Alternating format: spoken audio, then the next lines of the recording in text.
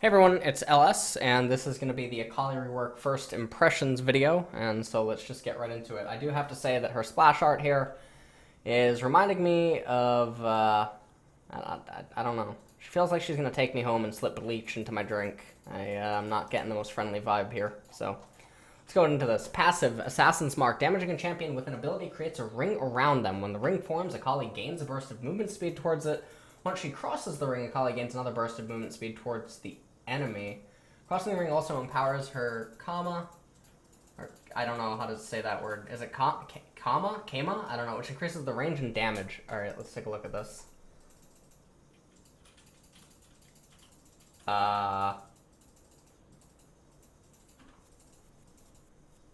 Okay. I mean, how much damage was that? So the first attack did quite a lot. Right, each bar of HP is 100, so did about 300, right? Okay, I mean that's pretty good damage. I don't know where our items are, but all right. 5-point strike. Akali throws 5 kunai in a narrow arc, damaging the enemies directly in front of her and slowing those at maximum range. Okay. If cast with nearly full energy, Akali heals for a percentage of the damage. At rank 5, 5-point strike deals extra damage to minions and monsters. So starting at level 9, maybe it helps with her jungle? Okay, so it's just a slow... I mean, does it... Wait, it goes through monsters, right? Minions? Okay, so it goes through. So obviously this is her wave clear ability. Twilight Shroud. Akali restores energy and creates a cloud of smoke which slowly spreads to cover a ring-shaped area. While in the smoke, Akali is obscured and has increased movement speed. While obscured, Akali is stealthed and through her position can be revealed. Akali herself can't be, meaning she can't be targeted by abilities or attacks, including by turrets. Okay. Akali can leave the smoke a few times to extend the duration of Twilight Shroud by a small amount.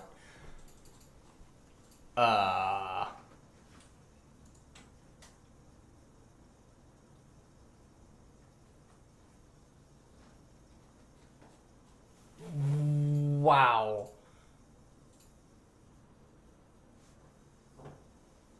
Oh, that's... Wow. That's insane. You can turret dive someone and constantly keep taking aggro and then resetting aggro. So if you have a minion wave, this seems really, really, really strong. If you have a minion wave. That is absolutely nuts. That's really strong. If you have a minion wave. Okay. Shuriken flip. Let's take a look here. Akali backflips and throws a shuriken forward, damaging and marking the first enemy hit. The shuriken can also hit and mark the smoke from Twilight Shroud. Akali can reactivate shuriken flip to dash to the marked target, damaging enemies she passes through. So she marks them and then...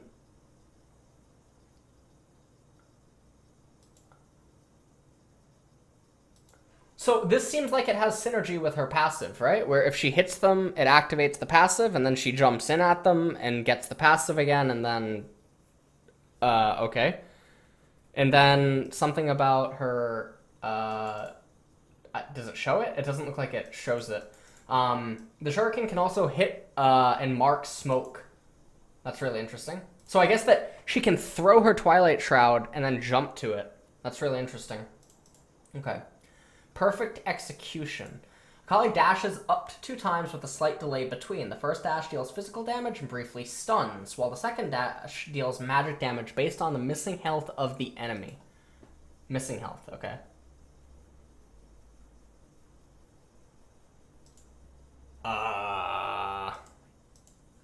What's the... Okay, so the range isn't massive. But I mean, the thing is that with her E and her Q and her passive and Twilight Shroud and everything, it doesn't matter that the range isn't massive because the E is essentially everything. First enemy hit. So one of the questions for me is, can this hit a monster? And if it can, then that's essentially terrain scaling. So I'm wondering where Akali actually ends up because as a jungler, depending on whatever her clear speed is, I don't know what her marks... Damaging a champion. Okay, so it doesn't do anything there. Obviously, she has the enhancement here. At rank 5, though, it's not that relevant to jungler clear speed because you don't get rank 5 until level 9. But E is terrain scaling, and that's obviously fantastic. W, when ganking, is really, really good. So this is all fantastic. And then obviously R is terrain scaling in itself. So I don't know what her clear speed is. I don't know what her numbers are, so I can't comment too much there. But I do think that the W and the E is really, really, really strong for ganking. And then obviously her passive. So with that in mind, that is definitely on my mind. Or with that in mind, I think that maybe there's some potency to be a jungler, depending on what her numbers are. With other stuff, I think that obviously laning, top lane or mid lane, the Twilight Shroud is insane. If you have a minion wave, then it essentially opens up all sorts of new dive scenarios with your jungler that just would not be available otherwise. Because you can lock up the turret shot. It seemed like you can lock up the turret shot and then not take damage from it. So you can cause the turret to fire and waste its entire animation and its blink and then just not take damage. Or at least that's what it seemed like right there. Oh no, did she take damage? Let's take a look here.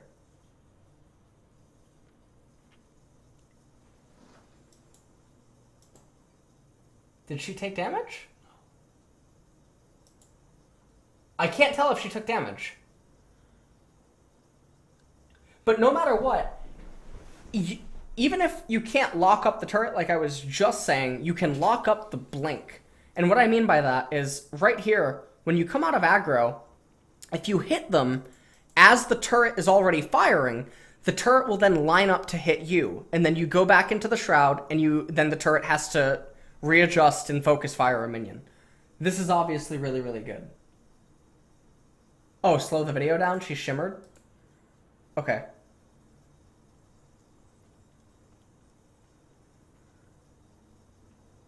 Okay. But nonetheless, I mean, this is absolutely fantastic outplay potential. Playing as Akali, we'll just take a look at the video.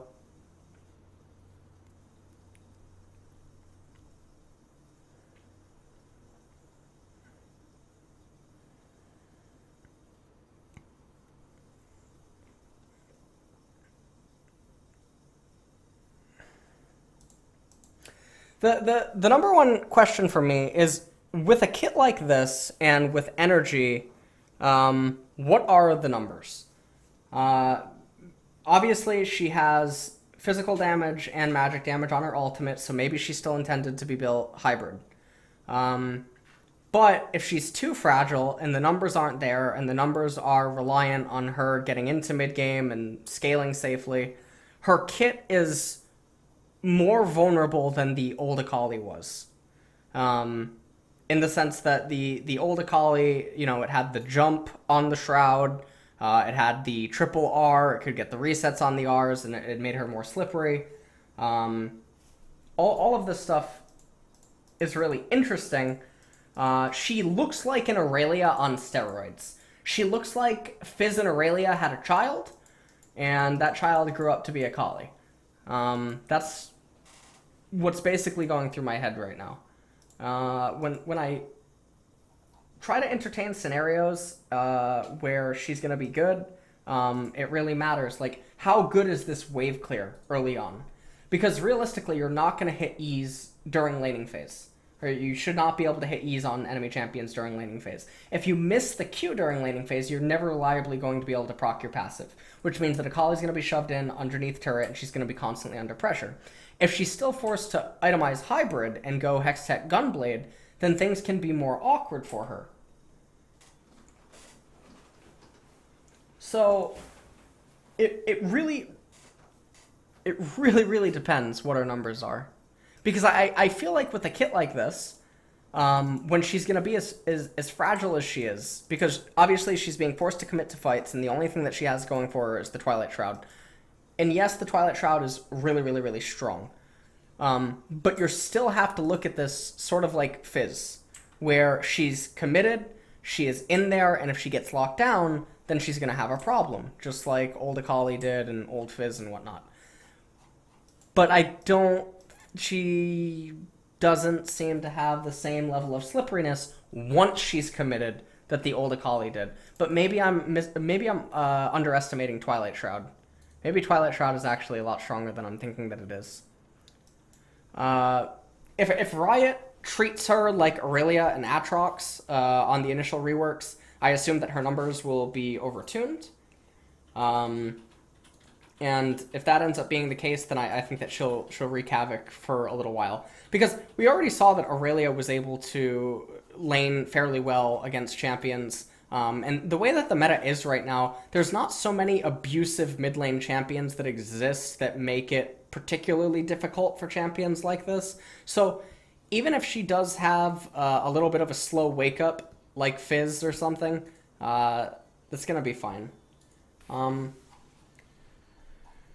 I wish I could actually comment more, but I think that commenting more on her requires knowledge of her numbers. This is a little bit different than the Irelia rework. It's different than the Atrox rework because we can't fully just assess the kit. You know, it really, really does matter on what the ratios are, and then what are the cooldowns. Because if the cooldowns are really big on the Q, and if the cooldown is big on the E or something, then it means that if she misses, then she's just gated from being able to enter the fight. Twitch chat is telling me right now that her Q costs 100 energy, and it's a 2.5 second cooldown.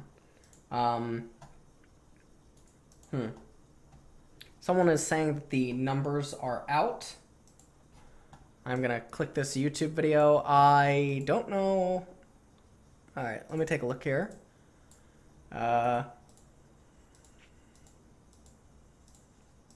Just make sure that this is visible.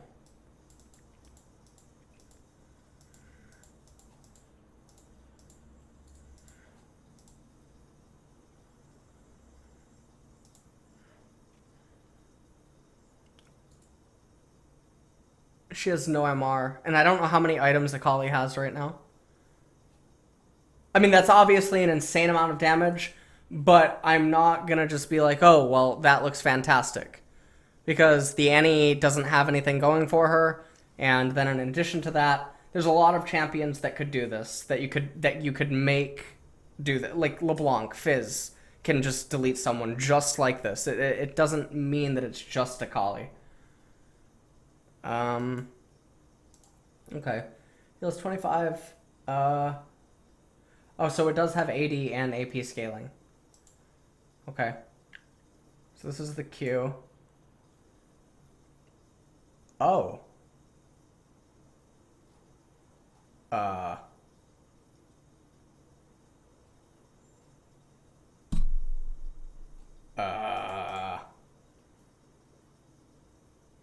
That's too short of a cooldown.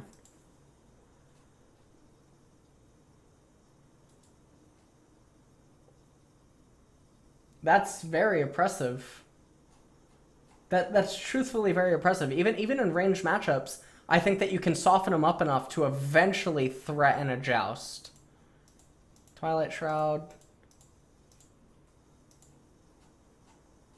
Oh, Lee can go to you. Okay. That makes sense.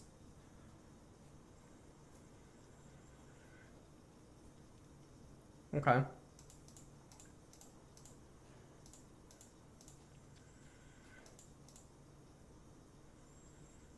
Oh, you can go any distance. What is the cooldown on it? Or what is the... Okay. I'm assuming that that's the mark down here that we can't really see. So it seems like it's a Lee Sin Q timing.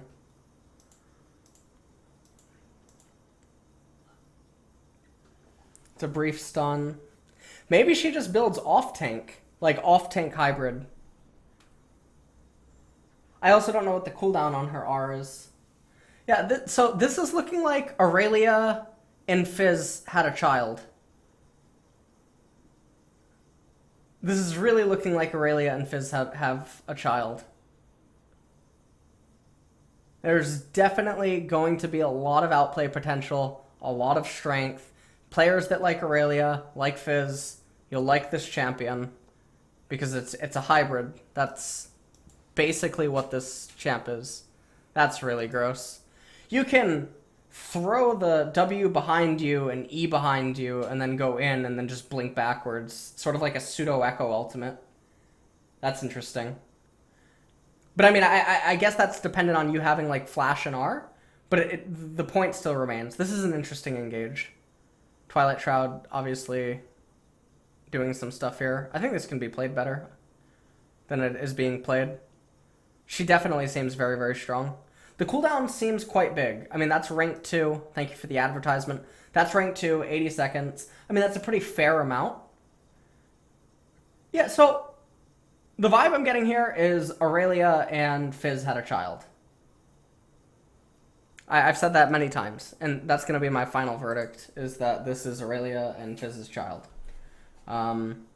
She can dash to minions and monsters with E, and that's terrain scaling. So I'm really, really curious what her exact numbers are, what her ratios are, because then that means maybe she can end up being flexed into top, mid, and jungle. And if that ends up being the case, then that's really, really, really nice.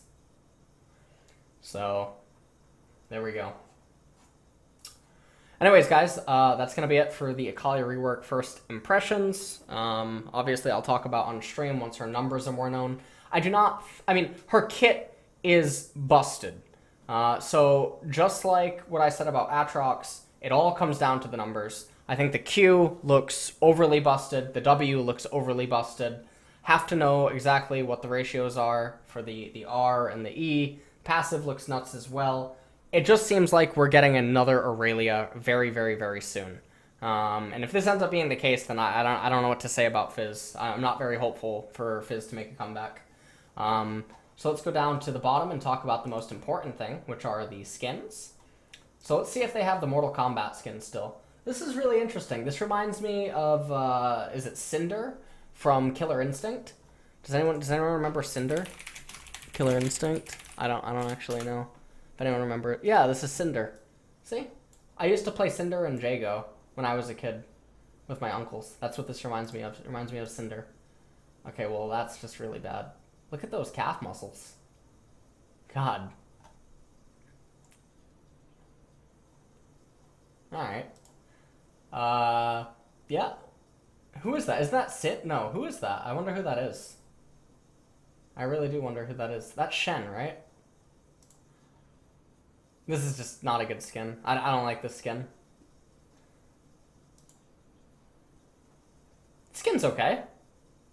I mean, it kind of looks like... I'm getting like a Jinx vibe or something. Yeah, this skin's a big nope from me. This is like if Frieza was ever human. I'm getting a Frieza. Frieza and Bane had a child.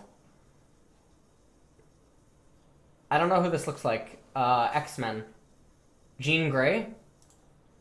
So the skin that takes the cake for me is actually just this skin. I think this skin looks the best. It reminds me of what's her name from Mortal Kombat.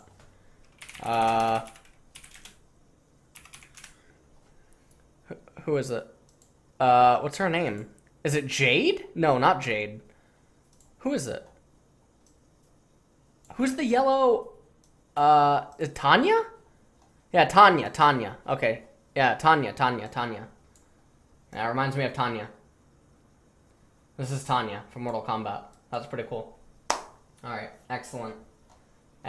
Scorpion. Female Scorpion. And obviously the base skin looks like Jade from Mortal Kombat. So the base skin is Jade. Jade, Mortal Kombat. There you go. And this is basically who Akali is anyway, you know? This is essentially who Akali is. She's basically just the Mortal Kombat ninjas. Okay, I don't know if... I mean, that's fine. She's just thick. It's alright. Alright guys, thanks for watching.